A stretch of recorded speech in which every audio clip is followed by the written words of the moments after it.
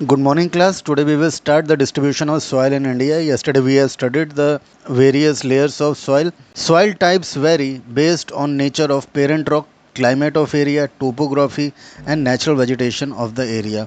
So there is one question: what are the factors on which the type of soil depends upon? So you will write all these part.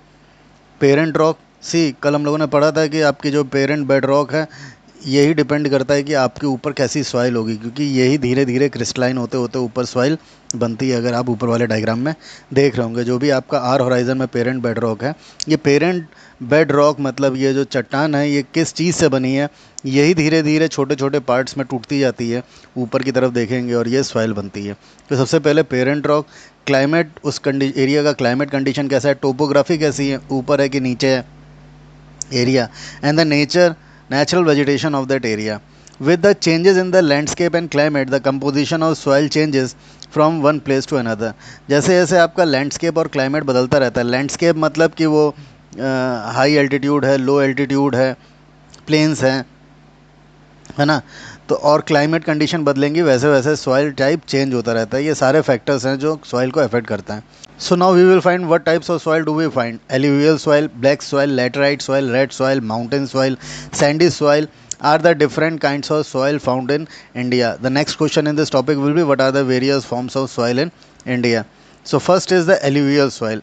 As the name suggests alluvial, तो इस soil में alluvium मिलता है ना, alluvium mineral मिलता है जो कि रिवर्स के साथ आता है ना, जो नदियों के साथ पहाड़ों से एल्यूवियम जब आता है, एल्यूवियम सिल्ट, और जब ये एल्यूवियम सॉइल के ऊपर आके डिपॉजिट होता है तो ये सॉइल को एल्यूवियल सॉइल बनाता है। ज़्यादातर जितने भी आपके नदर्न प्लेन्स हैं, है ना, कल हम लोग बात कर रहे थे उस दिन प्लेन्स क्या होता है, जितने भी आपके नदर्न प्लेन्स हैं इसमें जब नदियाँ पहाड़ों से उतर के ज़मीन पे आती है तो ये अपने साथ एल्यूवियम सिल्ट ये सब लेके आती है, इसीलिए आपको नदर्न प्लेन्स में एल्यूवियल सॉइल मिलता है जो बहुत फर्टाइल होता है एल्यूवियम की वजह से, और इसमें खेती की जा सकती है क्योंकि एल्यूवियम सॉइल को फर्टाइल बनाता है। The vast northern plains of India are found by the alluvium deposit of the rivers. Alluvium कहाँ से आ रहा है, रिवर्स के थ्रू, और प्लेन्स में आके सेटल हो जा रहा है। There are two kinds of alluvial soil, old alluvial soil, newly formed alluvial soil. दो तरीके की होती हैं। Old alluvial soil is called bhangar and the new deposit alluvium called khadar. तो ये दो नाम याद रखिएगा।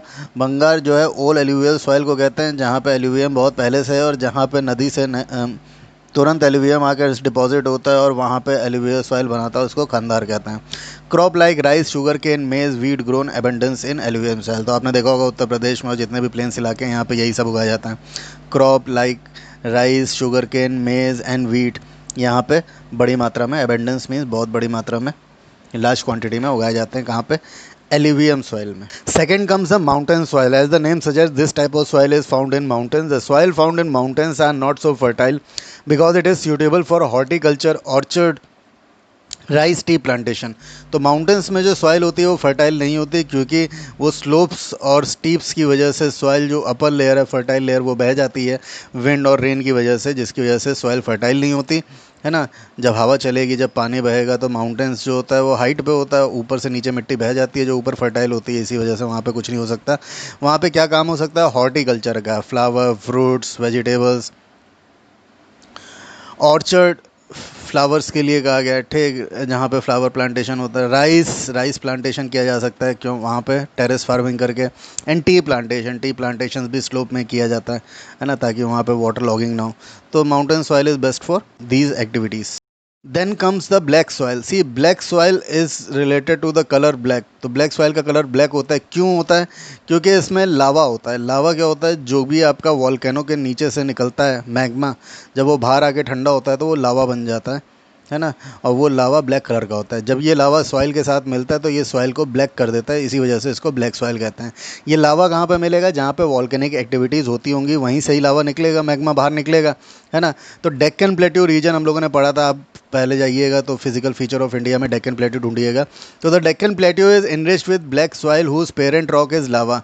ब्लैक सॉइल कहाँ पे मिलती है हमको, डेक्कन प्लेट्यू में। क्यों, क्योंकि उसके नीचे, सबसे नीचे कभी पढ़ा था ना, bed rock, parent bed rock, वहाँ पे काहे की बनी हुई है, लावा से बनी हुई है, इग्नियस रॉक से बनी हुई है। Black soil is fertile for its mineral content like.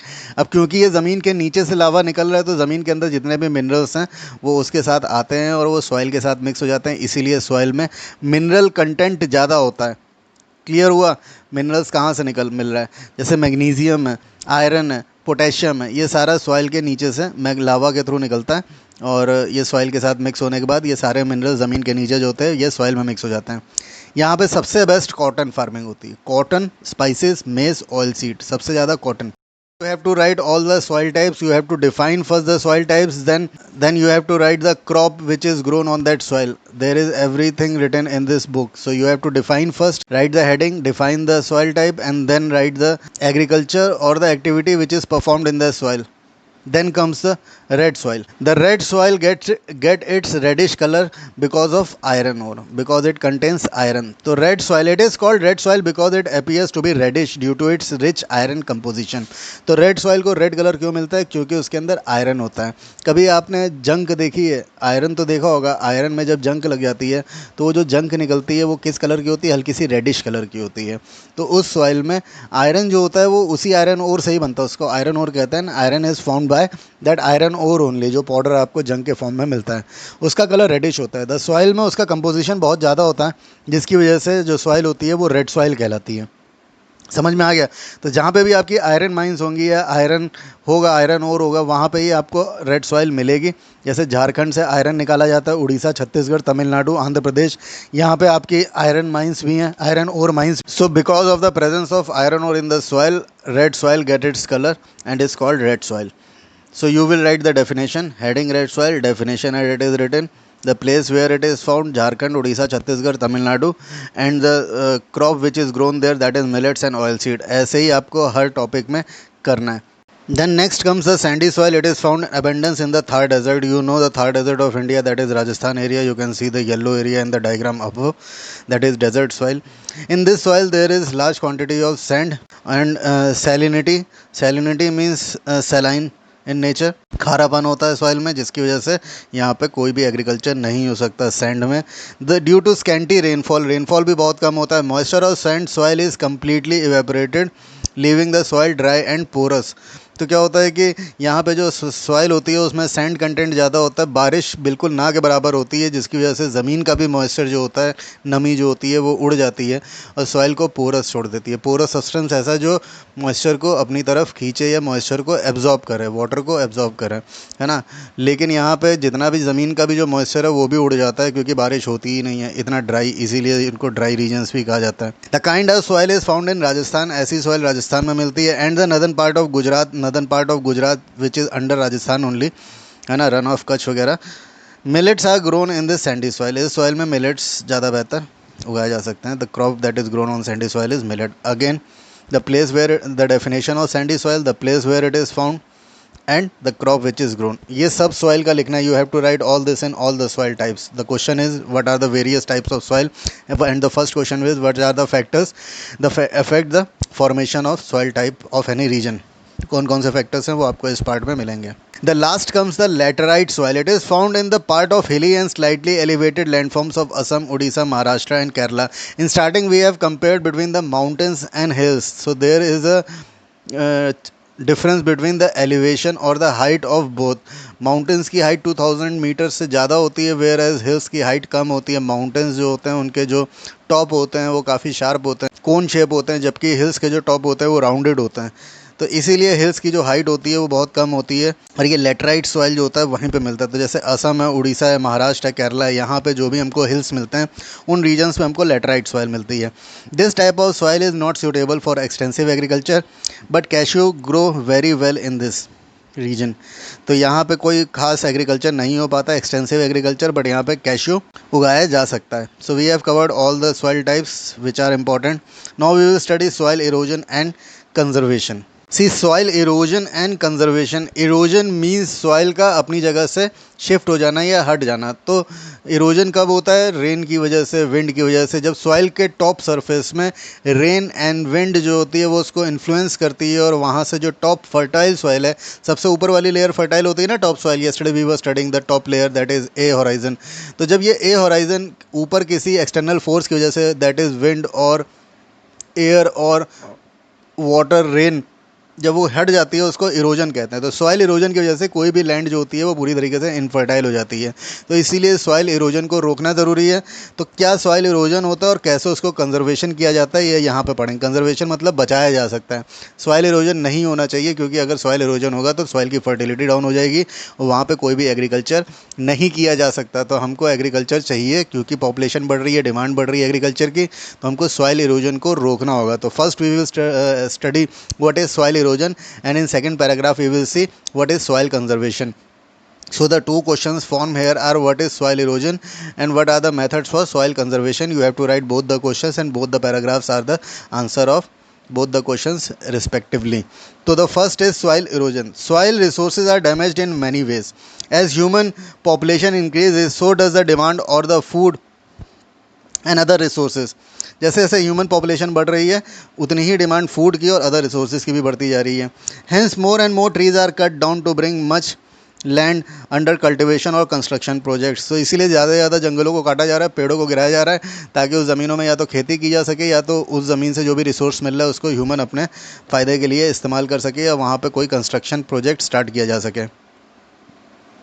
Over cultivation and over grazing too harm the soil. These are all the factors which are responsible for the soil erosion. Understand one thing, है ना, ये जितनी भी activities बता रहा है ये सारी एक्टिविटीज़ किसकी तरफ, किसको बढ़ावा दे रही है, सॉइल इरोजन को या वेस्टेज ऑफ सॉइल को। ओवर कल्टिवेशन, किसी किसी जगह पे बहुत ज़्यादा कल्टिवेशन हो रहा है, मतलब लगातार वहाँ पे खेती की जा रही है।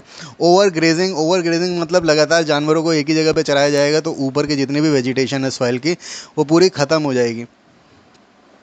तो over cultivation and over grazing, देखिए cultivation grazing is not bad, but over cultivation किसी भी जगह का बहुत ज़्यादा इस्तेमाल करेंगे या अति कर देंगे उस जगह पे तो उसके नेगेटिव इम्पैक्ट शुरू हो जाएंगे। तो यहाँ पे भी ये हो रहा है। तो over cultivation and over grazing to harms the soil as it loses is fertility as result of human activity. कैसे हार्म करता है, उस जगह की जो फर्टिलिटी है वो डाउन होने लगती है। इसको बाद में बहुत डिटेल में समझेंगे। Humans also pollute the soil through use of chemical fertiliser, pesticide, insecticides driving during cultivation.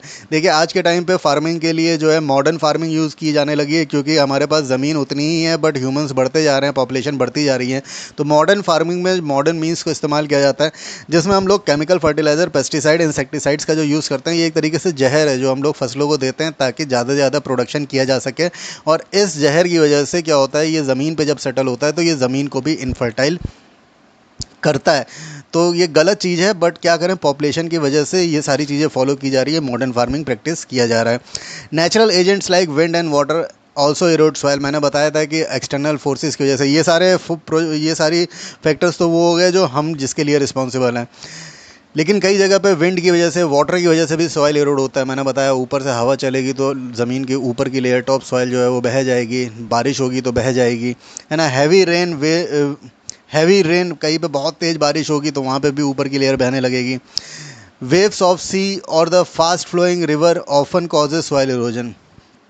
समुद्र की जो लहरें हैं वो भी समुद्री तट के आसपास का जो इलाके है वहाँ पे टॉप सॉइल को बहा देगी। या फास्ट फ्लोइंग रिवर, जो नदियाँ बहुत तेज़ बहती हैं, कौन सी बहेंगी, जहाँ से बहुत तेज़ पानी आ रहा होगा। माउंटेन्स रिवर है, नदर्न रिवर्स है तो माउंटेन्स की हाइट डिपेंड करती है, और सदर्न रिवर्स है तो बारिश डिपेंड करती है, क्योंकि साउथ की नदियाँ जो हैं वो बारिश की वजह से बनती हैं, है ना। तो जहाँ पे पानी बहुत तेज़ी से आ रहा होगा तो वहाँ पे भी सॉइल इरोजन होगा। तो ये सारे फैक्टर्स हैं जिनकी वजह से सॉइल इरोजन होता है।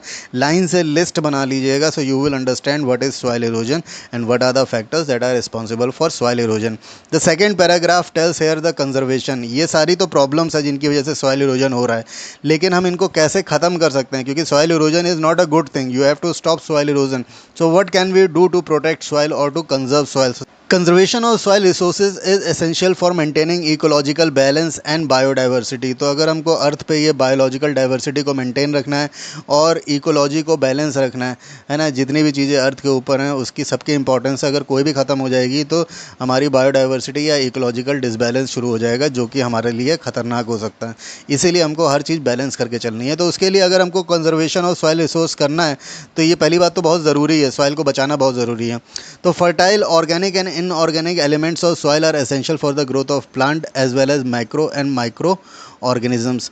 तो जितने भी सॉइल के अंदर ऑर्गेनिक इनऑर्गेनिक एलिमेंट है, कल हम लोग पढ़ रहे थे ना, सॉइल के अंदर कई सारे माइक्रोब्स होते हैं, ऑर्गेनिक इनऑर्गेनिक ऑर्गेनिजम्स होते माइक्रो ऑर्गेनिजम्स होते हैं, ऑर्गेनिक इनऑर्गेनिक मिनरल्स होते हैं, एलिमेंट्स होते हैं, इन सब का सॉइल में होना बहुत ज़रूरी है, क्योंकि यही सॉइल को फर्टाइल बनाता है। प्लांटिंग ट्रीज और एफॉरेस्टेशन, सबसे पहला काम तो क्या कर सकते हैं कि हमको ज़्यादा से ज़्यादा पेड़ लगाना होंगे, क्योंकि पेड़ लगाने से या पेड़ पौधे लगाने से क्या होता है कि जो आपकी टॉप सॉइल है वो कवर हो जाती है, और उसकी जो जड़ें हैं वो सॉइल को बांध के रखते हैं, जिसकी वजह से सॉइल इरोजन नहीं होता है। इसीलिए एफॉरेस्टेशन सबसे पहला पॉइंट हो जाएगा इसमें। दूसरा पॉइंट होगा यूज़ ऑफ डैम्स। डैम से हम नदियों की रफ्तारों को कंट्रोल कर सकते हैं, जिससे अभी हम लोगों ने पढ़ा था फास्ट रिवर्स की वजह से सॉइल इरोजन होता है, तो रिवर्स जब फास्ट नहीं होंगी, रिवर्स स्लो हो जाएंगी, तो सॉइल इरोजन नहीं होगा। Control use of harmful chemicals, अभी हम लोगों ने पढ़ा था जो मॉडर्न फार्मिंग में हार्मफुल केमिकल्स यूज़ किए जा रहे हैं उनका इस्तेमाल बंद कर दें, तो सॉइल को हम ख़राब होने से रोक सकते हैं, है ना। Controlled grazing of animals, animals को शिफ्ट करते रहें। अगर जानवर पालने का काम करता है कोई, तो वो एक जगह पे जानवरों को ना चराए, वो कुछ समय के यहाँ, कुछ समय वहाँ, कुछ समय कहीं और। इसकी वजह से जो वहाँ की वेजिटेशन है वो वापस रीग्रो कर जाएगी। लगातार एक ही जगह पे एनिमल ग्रेस करेंगे तो वहाँ पे वेजिटेशन पूरी तरीके से ख़त्म हो जाएगी, है ना। तो इसको कंट्रोल किया जा सकता है। Are some ways through which we can prevent soil erosion, तो the points given in last 3 lines are the only answer of soil conservation. तो we can do afforestation, use make dams, control use of harmful chemicals, control grazing of animals. ऐसे कई सारे point है, that is why it is written etcetera. So I hope you understand that these are the points और these are the means by which we can conserve soil. Thank you class. The next topic is water, which we will start tomorrow.